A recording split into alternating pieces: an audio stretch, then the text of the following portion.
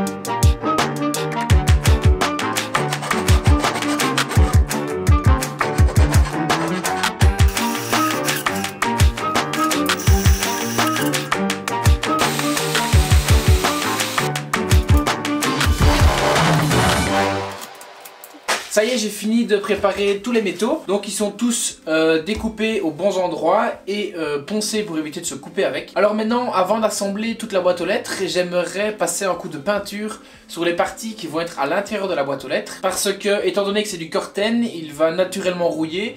Et donc s'il rouille à l'intérieur, la rouille va se mettre sur les lettres à chaque fois. Et donc ça va les tacher, ça va vraiment être embêtant. Donc c'est pour ça que j'aimerais mettre une couche de peinture à l'intérieur de la boîte aux lettres et pas à l'extérieur. Je veux garder l'aspect rouillé à l'extérieur. Alors avant de mettre la peinture, je vais souder la porte avec les pommelles à souder. Donc pommelles à souder ou charnières à souder. Donc je vais souder ça et puis je passerai toutes les parties qui seront à l'intérieur de la boîte aux lettres à la peinture.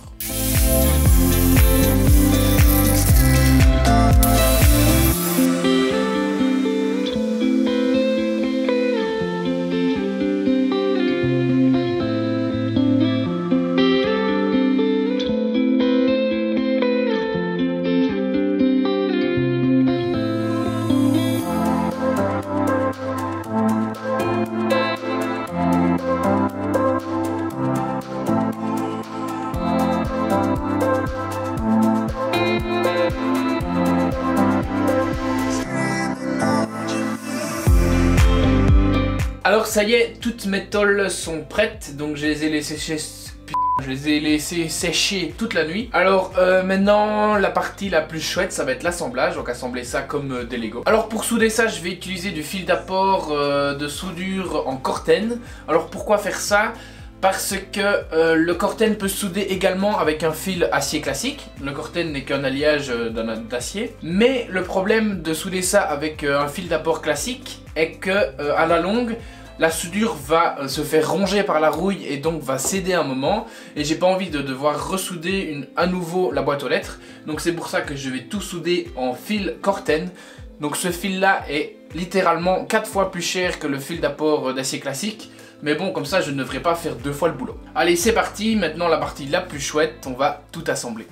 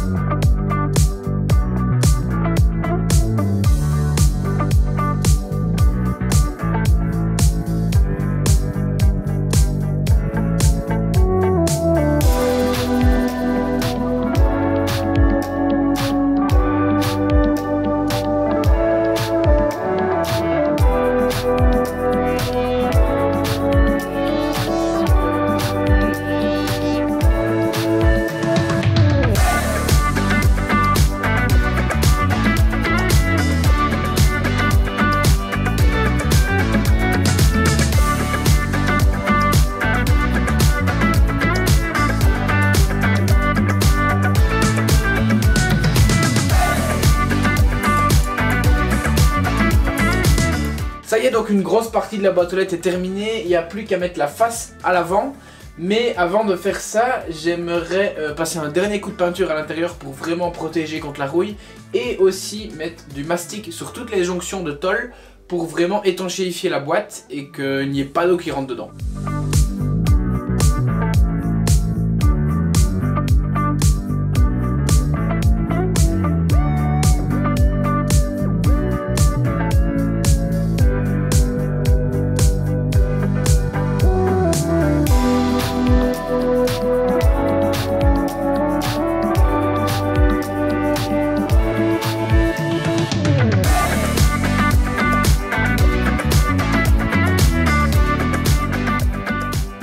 Ça y est, j'ai fini de mettre du mastic partout, sur tous les contours à l'intérieur de la boîte aux lettres. Alors c'était vraiment compliqué à faire avec seulement la porte pour accéder à l'intérieur, mais j'y suis quand même arrivé. Maintenant, la dernière chose qu'il reste à faire avant de fixer la boîte aux lettres, ça va être d'étanchéifier la porte et de fixer la serrure. Alors pour étanchéifier la porte, je vais mettre un joint bande.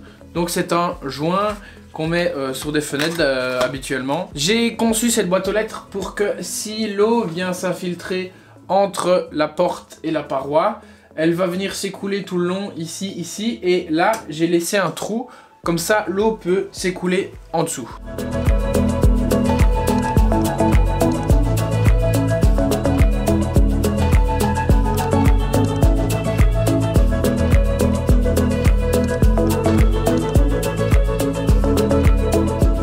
Ça y est, c'en est tout pour cette boîte aux lettres, donc elle est terminée, elle est prête à être fixée au mur. Donc en attendant que le mastic ne sèche et qu'on puisse aller la fixer dehors, je vais m'occuper du numéro de la maison. Alors j'ai déjà découpé la tôle aux bonnes dimensions, maintenant il va juste falloir découper les 3 chiffres de la maison. Vu que mon découpeur plasma n'est pas assez grand, je vais devoir découper 2 chiffres et puis bouger la tôle et découper le dernier chiffre.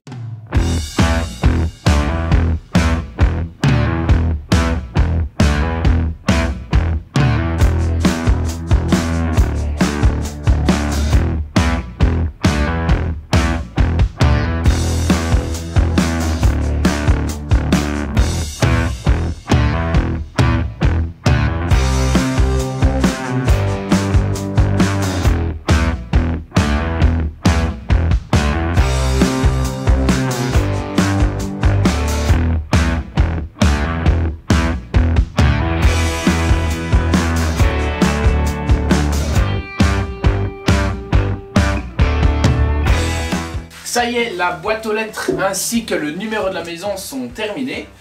Donc il n'y a plus qu'à maintenant les fixer sur le mur. Alors ça c'est une grosse question pour moi, comment les fixer. Je vais aller simplement les présenter et voir ce que je peux faire. Est-ce que je dois souder un acier derrière? Est-ce que je peux directement les visser? Je ne sais pas, on va voir.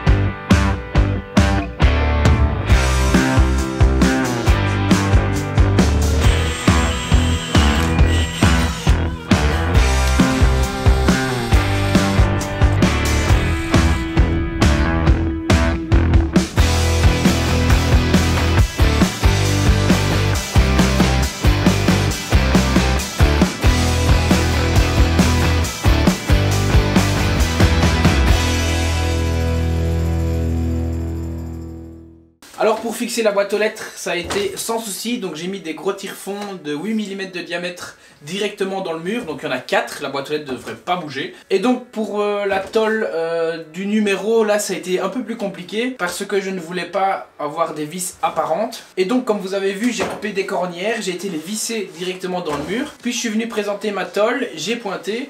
Maintenant je viens de démonter ma tôle, donc je vais finir les cordons de soudure pour bien que les cornières soient rigides.